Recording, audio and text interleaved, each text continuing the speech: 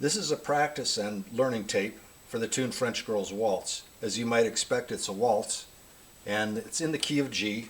It's written by Randy Marcheni. Randy lives in Blacksburg, Virginia. Randy was trained on the piano, but he's an outstanding hammered dulcimer player and also plays the fiddle. Randy was one of two great dulcimer players that played in the band No Strings Attached, which toured for several decades based in the same area that Randy lives in.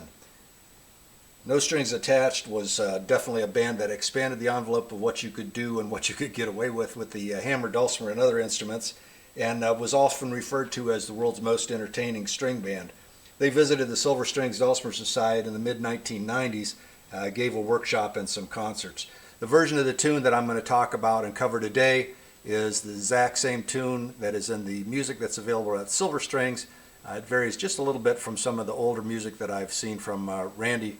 It's kind of, I guess, attributed to as the music travels around the country and people transcribe it and play it slightly differently. The way we'll do this is first I'll play the tune through at about what I would expect somebody to play it at. Then we'll take a look at the music just for some little notes and warnings and stuff that you might be considering of. Then we'll go through some tips on how to learn the tune by ear and to keep you from getting lost in the middle of the tune. Then we'll break it down by phrases, and then we'll play it through a couple times at a moderate pace so that you can play along. Okay, let's get started. Let's play the tune through once so you can kind of see how it goes. You'll hear a backing track playing along in the background that helps me stay on the right tempo. You can also hear that there's some guitars and other musical instruments playing along. Gives you some hints on some of the longer sections as to where to come back in. All right, here we go.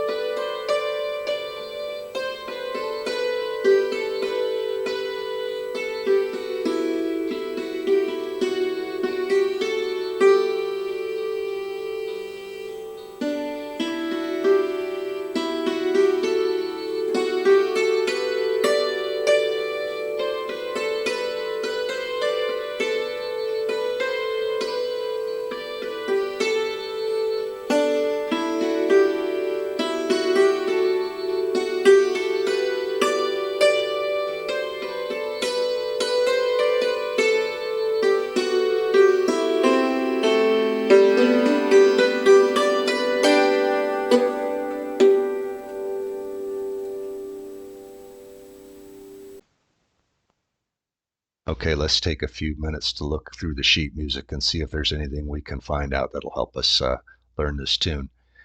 I kind of think of this as building a house, and the first thing you want with a house is to have a good foundation. And the foundation for this tune is going to include things like the key signature, and we know this one is going to be in the key of G, and the time signature. And we know that the time signature for this tune is that it's a waltz, right? So we look at the structure of the tune, and we know that it has an A part and a B part that divide around that line. And we can also see that in the B part, the first part of the B part and the third part of the B part, that same is going to be the same 4 measures. So that makes it a little bit easier for us to learn. Another part of the foundation and the structure of the house is going to be the chord structure, which I won't really get into in this one because it can get a little bit more advanced. But when we look through this, we can get some other things that we want to consider as we go to learn the tune. So let's look at the difference between this measure and this measure. Is they're almost exactly the same chord, pretty much the same notes except for right at the end here. And it's the same thing over here with these two measures, right? You can see that this has 2 notes at the end versus this one just has 1 note at the end. So you'll hear people get these backwards, or they'll play one instead of the other, or even somebody that's playing an ornament that has some extra notes in it, that can become confusing. So I've looked for a way to keep myself kind of focused in on what is the rhythm of the tune, and if I get confused, how can I get back in the game as quick as possible so I don't have to wait for the A part to start again, because that's the only part I know.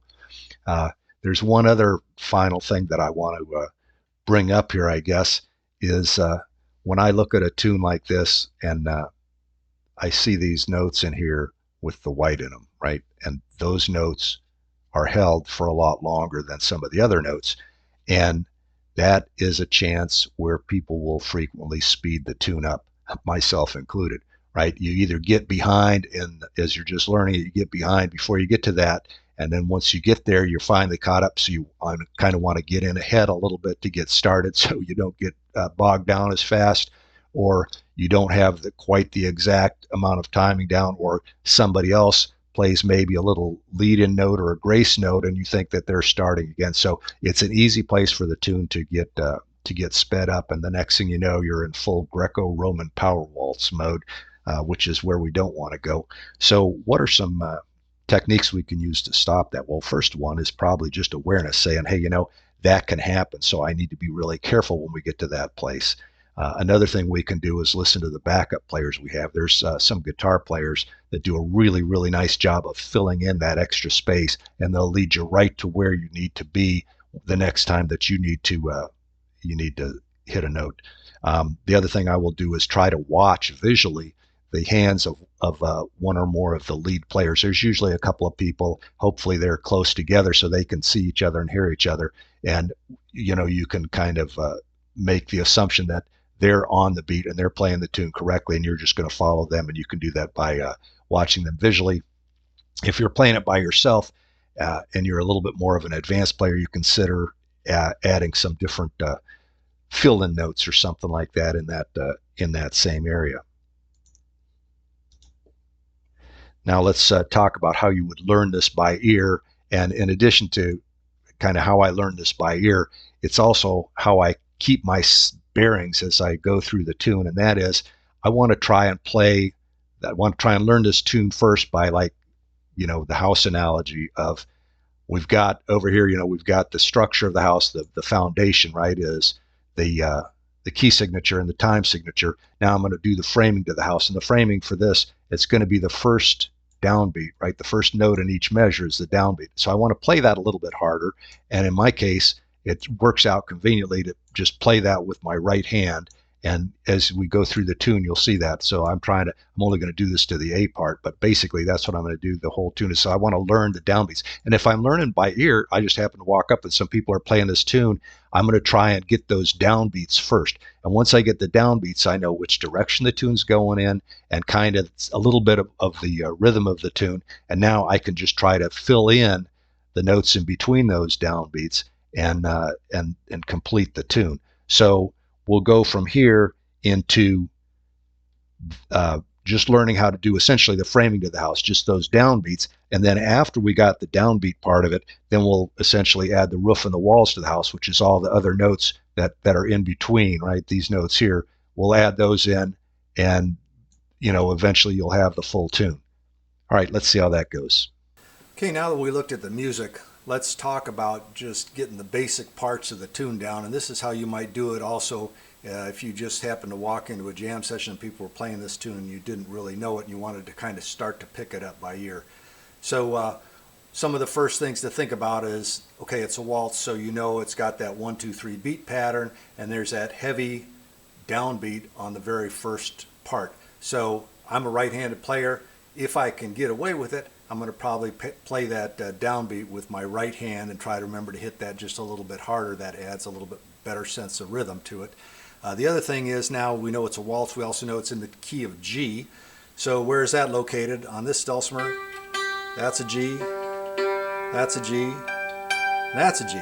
So the good news is you can play the tune using all of those, and you basically, the strings here that are covered by my hammer from about here up to here, you can play the entire waltz just with those strings if you want to go straight up and down. So that means you could move it up here. You could also move it down here. You'll see as I learn to play it, as I show you to play it later, I'll switch my hand out here sometimes. Those notes are the same, or they're pretty close. They should be the same, right? So sometimes it's more convenient to reach across the bridge to hit this one than it is to reach up to hit that one. But you can always just go up and down the bridge. So let's go through. Now I'm just looking at the first note in each measure, and I'm going to try and play the first note in each measure just using one hand. So I'll kind of step you through that, and then we'll play it with the music. All right, here we go. So starts up here, and it's two of these.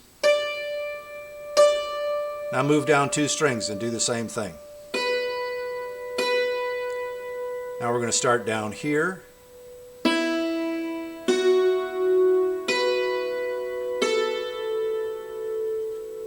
Same start again.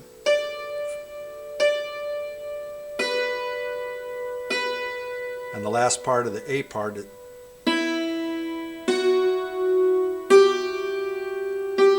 Now I hit that twice just to remind myself that that last note lasts a long time. So I'll put together the A part, just the first notes of each measure sound something like this.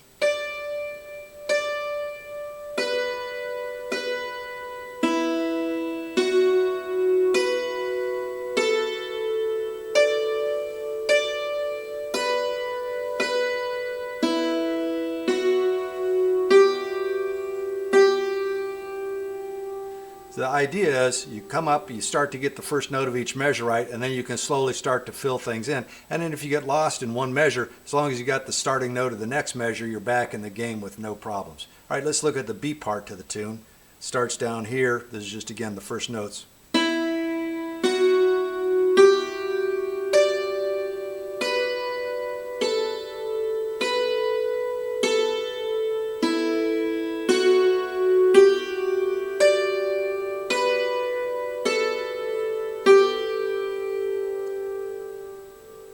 Starts over here, then all the way up here. Repeat that. Start down here again.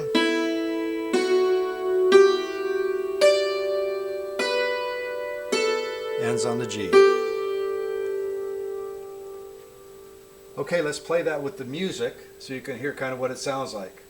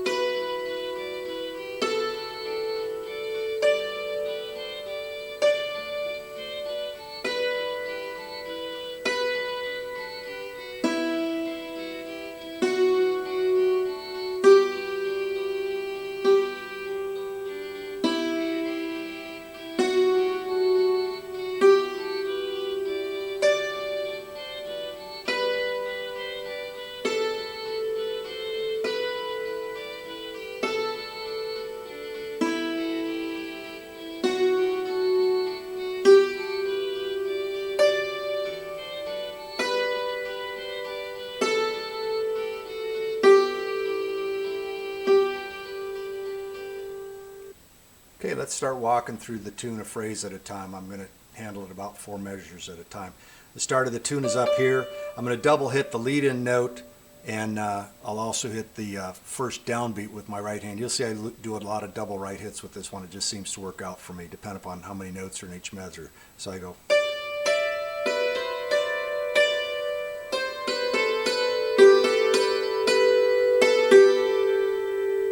I'll try that again.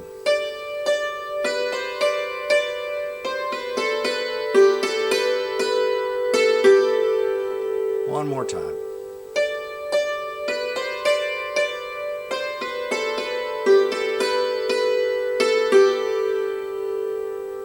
Now on to the second line.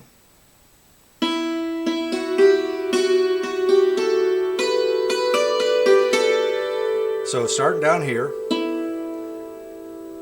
I'm doing a double hit. Then I do basically the exact same pattern, one set of strings up.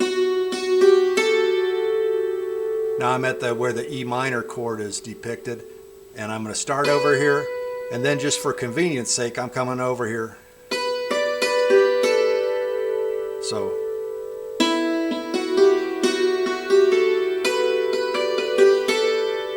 I could go, but that's a longer reach, and I'm coming over that way anyway, so.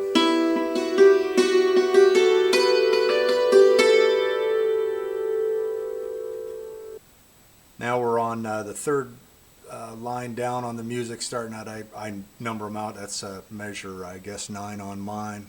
And it's essentially almost the same as the first sequence we did. There's a couple of, one extra note actually at the very end of it, but it's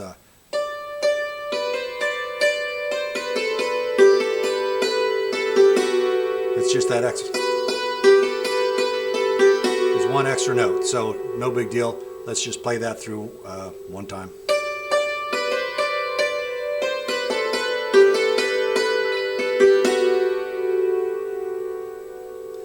And now we're at, I guess it's the fourth line down on the music, starting at measure 13 in the C chord, and we're going to kind of resolve the A part, starting down here.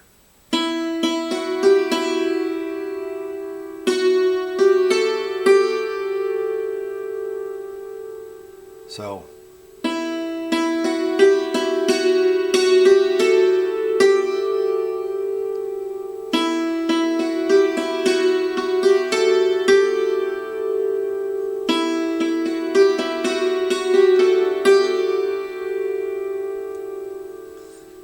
All right, hopefully I'm doing this right. Every once in a while an extra note will sneak in there, or a harmony or something like that. And that's the reason I really like picking those starting notes to each measure, because if you throw in an extra note by accident, or your buddy does next to you and it starts to confuse you, you know if you get the downbeat, you're ready to go starting on the next time.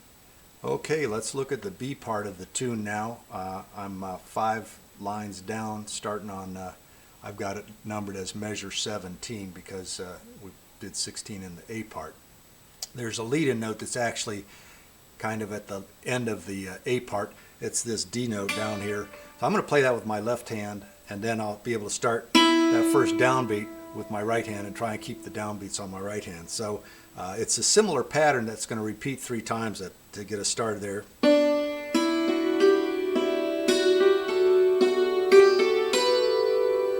Let's do that again.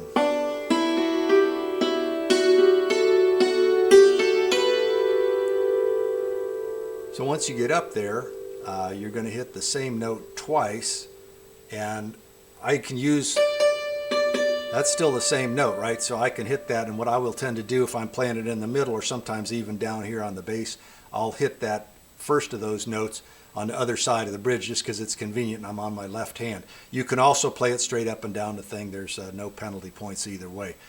So let's kind of get that whole.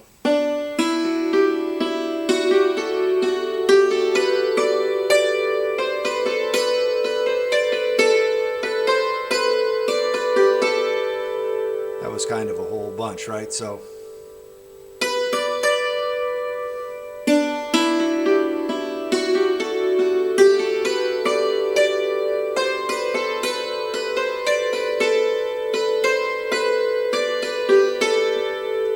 So it kind of leaves you hanging with that D chord there, letting you know that there's going to be another half to the B part to resolve eventually to the key of the tune on G, right?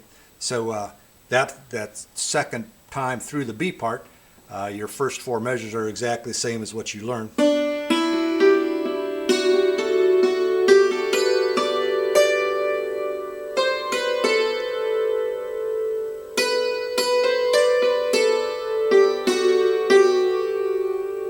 And that's like the never-ending G, right? It lasts for a measure and 2/3, I guess. So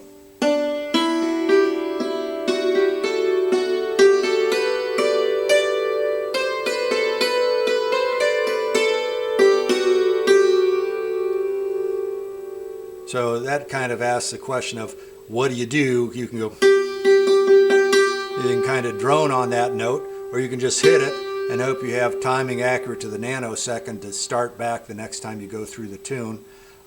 You can also watch the guitar players, watch one of the other dulcimer players. Maybe if you've got dancers going on, watch them moving back and forth so you can see where that next thing goes. Or if it's at the end of the tune, you can kind of add a little bit of a flourish or something like that. The way that our music is written, it's a C chord in measure 31, and then resolves to a G chord to end the tune on. So C chord, you're probably used to those, which is like a shed. You can flip that upside down. That's also, those are the same. That's the same notes as in a C chord, so you can go to end that tune, you can go, this is just a passing note, then peel off a big G chord. So I'm hitting that twice, right?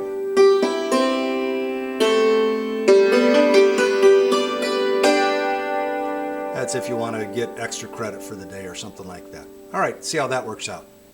Okay, we're all set up to play the tune through a little bit slower. Let's go through it 3 times. So try and keep yourself at least caught up to the downbeats. That's like a good sub goal before you have the whole tune memorized. And then if you kind of fall off the bus a little bit there, see if you can hop back on 1 or 2 measures down the road by knowing where those downbeats are. All right, here we go.